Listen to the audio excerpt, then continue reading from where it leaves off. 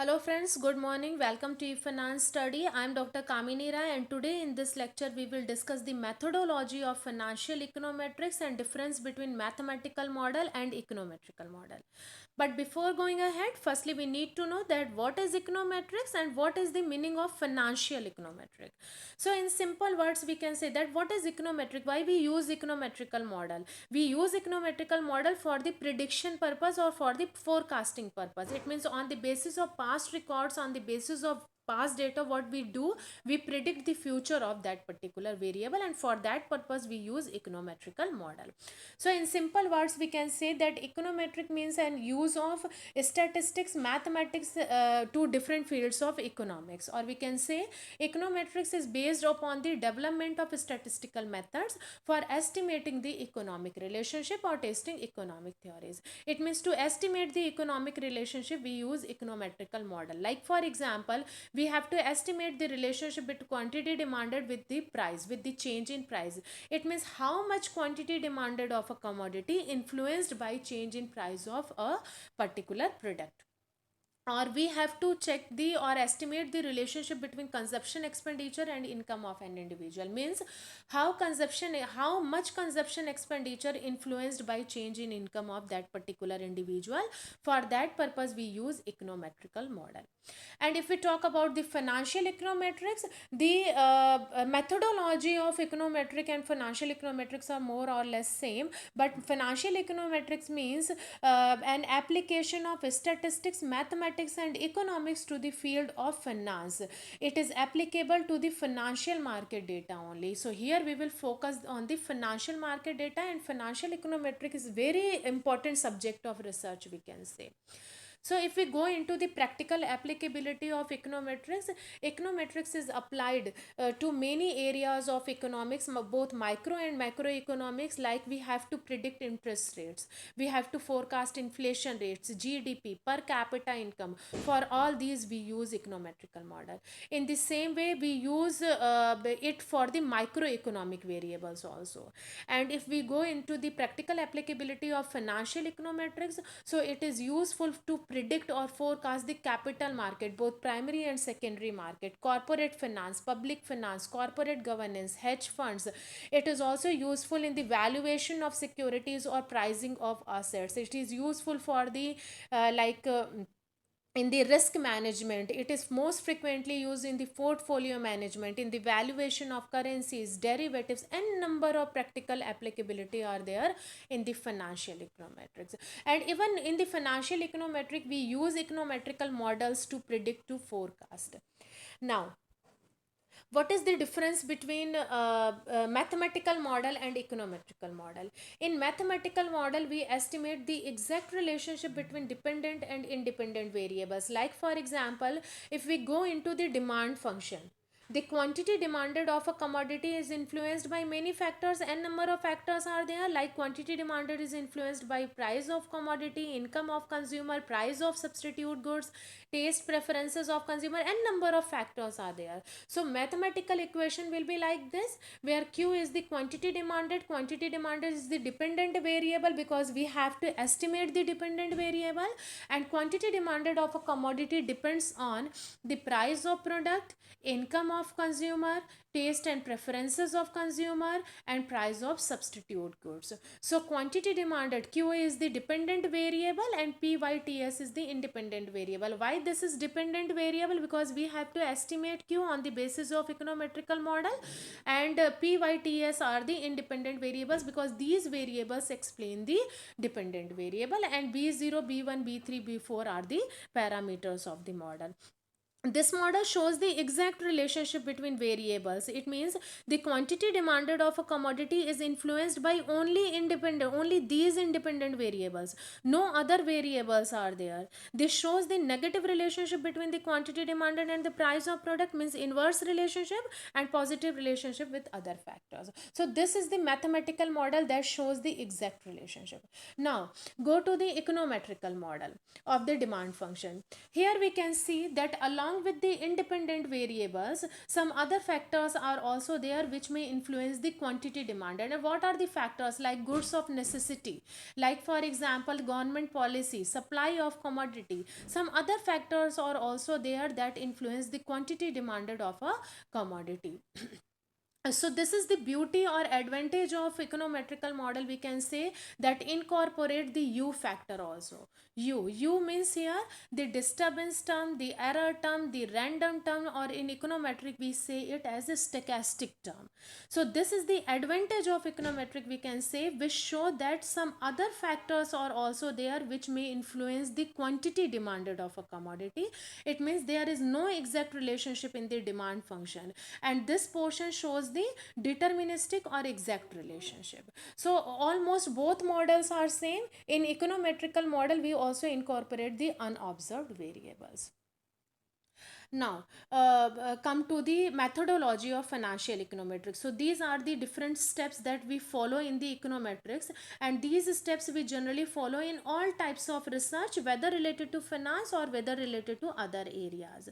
So first one is the statement of hypothesis or theory. It means we have to develop the hypothesis like we do in the statistics, and then developing mathematics we have to, mathematical model we have to develop, then econometrical model we have to develop, then data collection, after that estimating the parameters of econometrical model, hypothesis, prediction, and lastly we use this model for the policy purpose. Means we the practical applicability of this model we will have to see.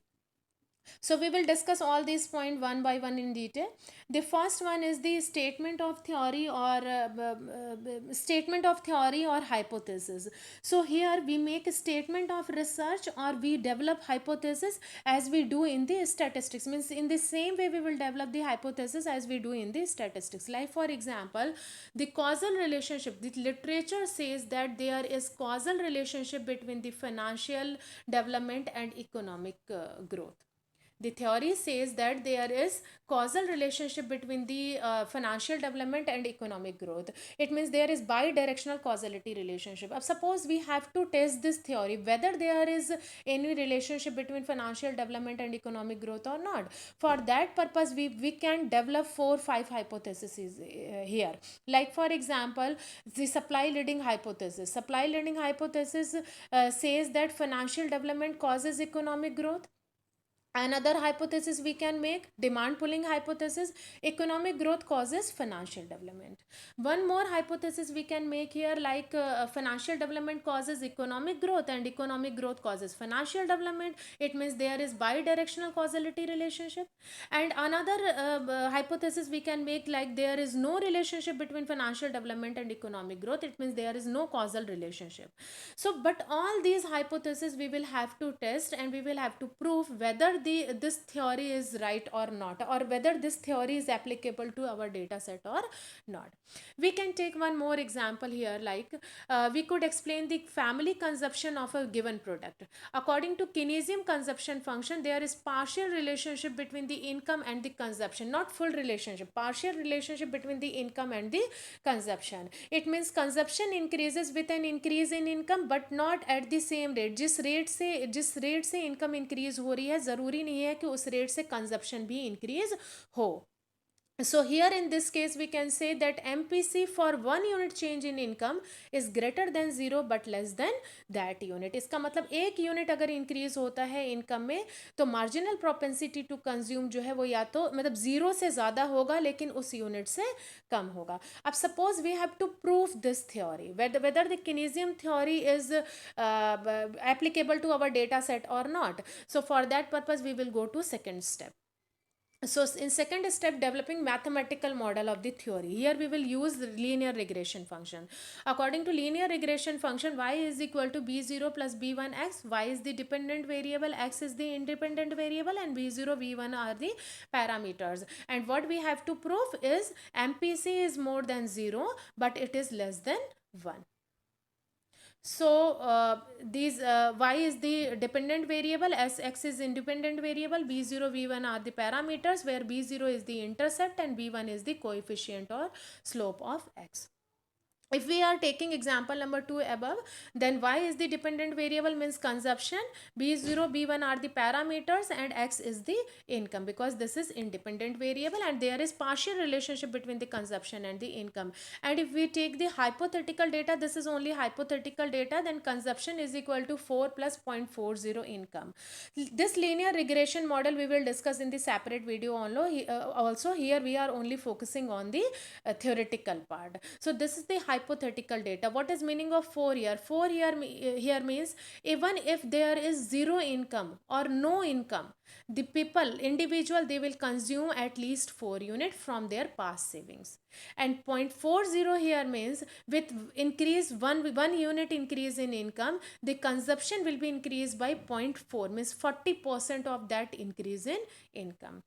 If we plot an axis, so y-axis and x-axis, y-axis shows the consumption pattern, consumption expenditure, x-axis shows the income of an individual, and this gap, this intercept shows that for at least 4, even in case of zero income, the consumption will be at least 4 units and they will consume from their past savings. And this is the slope, and slope shows that with an increase in income, the consumption will be increased by at least 40% or more than 40%, but it should not be at the same rate as it is increased by income. Then next step is the third step, that is developing statistical or econometrical model of the theory. Here in this case we will also incorporate disturbance term, like u means error term or disturbance term or stochastic term we will incorporate in the linear regression model. It means along with income, some other factors are also there that influence consumption expenditure of an individual, like size of family, like taste and preferences of the family members. These are other factors that also influence the consumption pattern. Then next step, we have to collect the data. So here in my data set I have 4 observations. Suppose for example these are the income and consumption of 4 individuals. So the second column is the income, weekly income shows, and third column is the consumption, weekly consumption shows. So in this way we will collect the data, and after that we will put this data to our regression model, because regression is very important model that we use in econometrics. So we put this data in the regression model, and the results will be y is equal to 24 plus 0.58x, where 24 means even in zero income, if we are taking the example of consumption and income, even if in zero income the consumption will be 24, and 0.58 shows that with increase in 1 unit of income the consumption will be increased by 0.58, means 58%. The next step is the hypothesis testing. The hypothesis testing would be same as we do in the statistics. So we have to test the hypothesis to check whether MPC is less than 1 or not. If yes, this is less than 1, then in that case statistically it is statistically significant and it may support Keynesian theory. After that, prediction or forecasting, we have to do prediction.